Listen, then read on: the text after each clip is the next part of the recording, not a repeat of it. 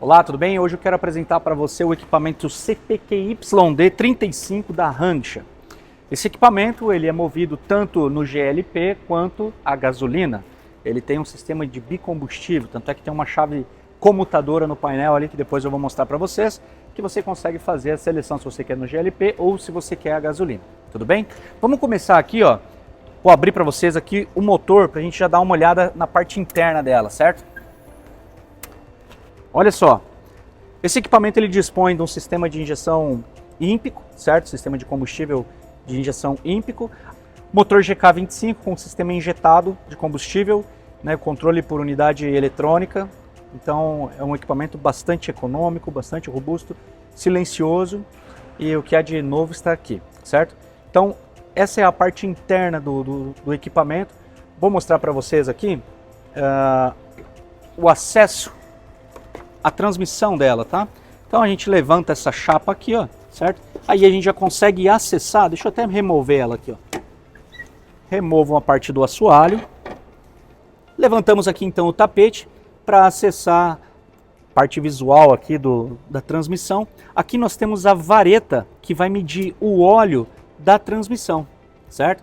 Então essa é uma rotina, essa inspeção tem que ser na rotina diária do operador. Antes dele fazer qualquer trabalho no equipamento, ele precisa vir aqui e verificar os níveis de óleo. Então, verifica o nível de óleo da transmissão, depois ele vai verificar o nível do óleo do motor, certo? Olha aqui, ó, esta é a vareta, vai verificar o nível do óleo do motor. Verificou aqui o nível de óleo do motor, verificar também o nível de fluido de arrefecimento, certo? Então, o fluido de arrefecimento está desse lado, a gente precisa observar aqui. E, na sequência, a gente vai observar o nível do óleo hidráulico desse equipamento. Para acessar a vareta do nível do óleo hidráulico, a gente precisa acessar essa lateral aqui, ó. Então desrosqueia e puxa a vareta. Bastante óleo aqui, ó. Certo? Verifica os níveis, os indicadores e se tiver tudo certo, ok.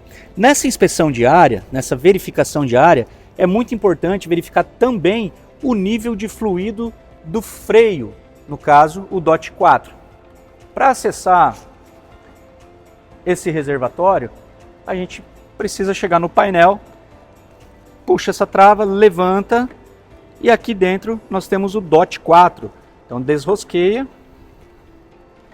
e verifica o nível do fluido. Se tiver com o nível ok, tudo certo. Se não, chama o pessoal da manutenção para fazer para completar esse nível aqui, tá? Feito todas essas inspeções visuais, todos os níveis dos óleos estão ok. Feito essas verificações dos níveis aqui dentro e do nível do óleo, o próximo passo é fazer a inspeção visual de todo o equipamento. Sempre comece pelas mangueiras, faça uma inspeção pelas mangueiras para ver se não tem rachadura, se tem vazamento nas conexões hidráulicas. Olha o entorno do equipamento para ver se não tem vazamento no chão. Se tiver algum tipo de vazamento de óleo, precisa ser chamado o departamento de manutenção para fazer a correção disso o quanto antes. Observar também o estado dos pneus, se os pneus estão faltando algum pedaço, se no caso dos pneus pneumáticos, se estão murchos ou não, pneus sólidos, se está faltando alguma parte, se perdeu todo o recap ou não. Por quê? Porque a movimentação de carga, ela demanda um cuidado muito especial. E se tiver algum pedaço, por exemplo, do pneu que estiver faltando, pode ser que no momento em que você estiver com a carga elevada, precisa fazer algum movimento, esse pedaço essa falha, essa mordida no pneu, por exemplo, encontra uma falha no chão e o equipamento pode balançar. Então sempre observar o estado de conservação dos pneus também. Mangueiras, pneu, correntes, é muito importante verificar se as correntes estão devidamente lubrificadas, se elas estão devidamente tensionadas. O estado de conservação das correntes também é muito importante, bem como dos rolamentos e tudo mais. Equipamentos de segurança, iluminação, freio, isso precisa ser testado no momento que você vai iniciar a sua operação. Então, energiza o equipamento, verifica se está tudo funcionando, todas as funções hidráulicas, sistema de buzina, freio, iluminação. Isso tudo precisa estar funcionando corretamente antes de iniciar a operação. Bom, pessoal, eu quero mostrar para vocês aqui o cockpit dessa máquina, certo? Então o banco, vamos começar pelo banco, é um banco Grammer, full suspension, tem regulagem do encosto das costas, certo? Então o operador pode chegar aqui, regular do jeito que ele achar melhor, mais confortável para ele pilotar. Nós temos avanço e retrocesso do banco também, para aqueles operadores que têm as pernas um pouco mais curtas ou um pouco mais longas. Aqui nós temos um sistema de calibração da dureza desse assento, se ele fica mais maleável, mais macio, ou se ele fica mais duro, mais firme. Então, quanto mais você solta, mais leve ele fica, olha, certo? E quanto mais você prende, mais firme ele fica, certo? Então, cada operador vai poder colocar aí de um jeito que melhor lhe apraz, ok? Subindo aqui, ó, vamos lá. Nós temos aqui o cinto de segurança, obviamente, né? Daqui a pouco eu coloco. Então nós temos a coluna de direção, e essa coluna de direção não podia ser diferente. Para eu ajustar ela, eu projeto essa manopla para frente, soltei a coluna, olha só. Aí eu consigo fazer o ajuste da angulação da coluna de direção. Coloquei na angulação que eu quero, volto o parafuso e aperto, ok? Do lado direito, nós temos esta alavanca, que quando eu giro este botão eu ligo os faróis, certo?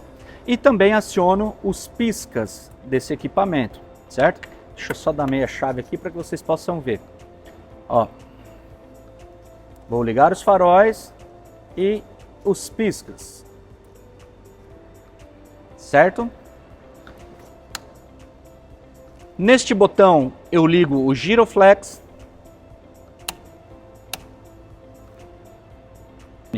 Ó, está desligado, vou ligá-lo. E esse aqui é o farol traseiro, tá? Farol central traseiro. Aqui no display a gente vai ter o indicador de nível de combustível líquido apenas, o do GLP não mostra aqui. Nós temos o orímetro da máquina, nós teremos a velocidade de deslocamento dela durante o trabalho, temperatura do motor no caso aqui, até está um pouco alto porque estava ligada. Então, todos os alertas e alarmes que porventura virem a acontecer com esse equipamento vão aparecer aqui no display, certo? Olha só, agora vamos vir aqui para o nosso apoio de braço. Aqui eu preciso chamar a atenção especial de vocês.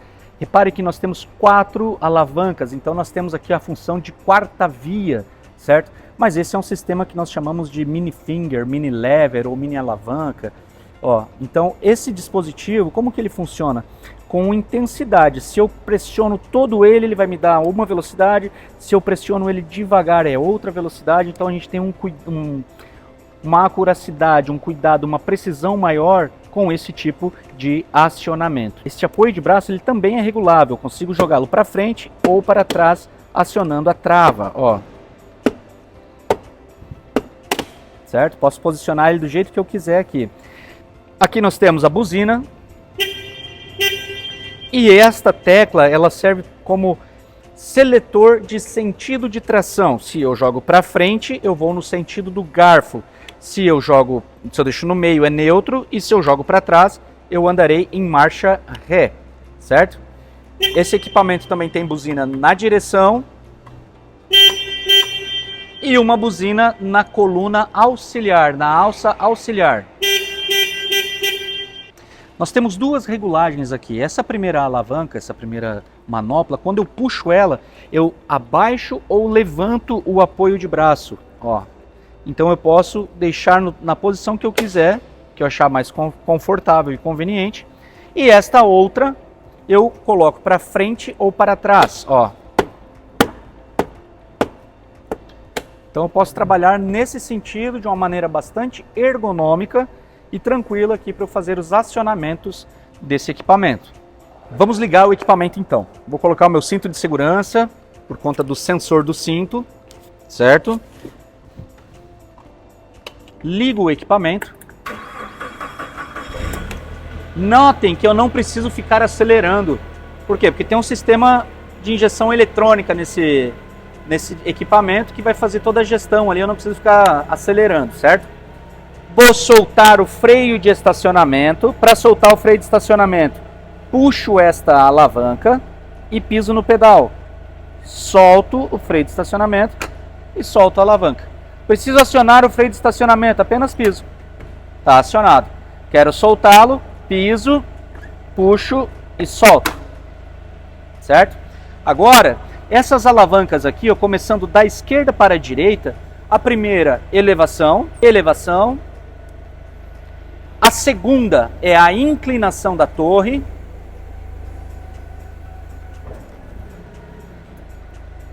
E a terceira é o deslocador lateral.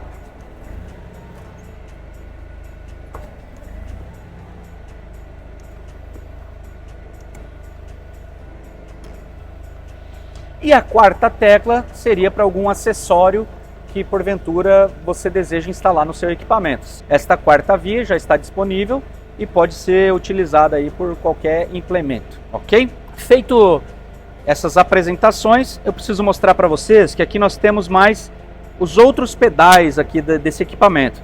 Então nós temos o pedal de aproximação, certo? Nós temos o freio e o acelerador. O pedal de aproximação ele tem uma funcionalidade vital para o equipamento, que é o quê? Ao invés de você sobrecarregar o equipamento a todo instante acionando o freio, aciona-se o pedal de aproximação e o equipamento tende a parar por inércia, quase que parecido com o sistema de embreagem. Então, no momento em que você pressiona o pedal de aproximação, em algum determinado momento ele também aciona o freio, mas ele vai acionar bem depois, então você vai ter uma vida útil maior aí nos discos de freio, ok? Então este é um pedal de extrema importância na sua empilhadeira. Lembrando que acelerador e freio sempre com o pé direito. O único pedal que você vai usar a perna esquerda é o pedal de aproximação e o freio de estacionamento. Equipamento ligado. Agora eu vou selecionar o meu sentido de tração. Notem que a posição aqui é neutro. Eu vou pressionar, por exemplo, para ré. Piso no freio aqui por uma questão de segurança. Acionei ré.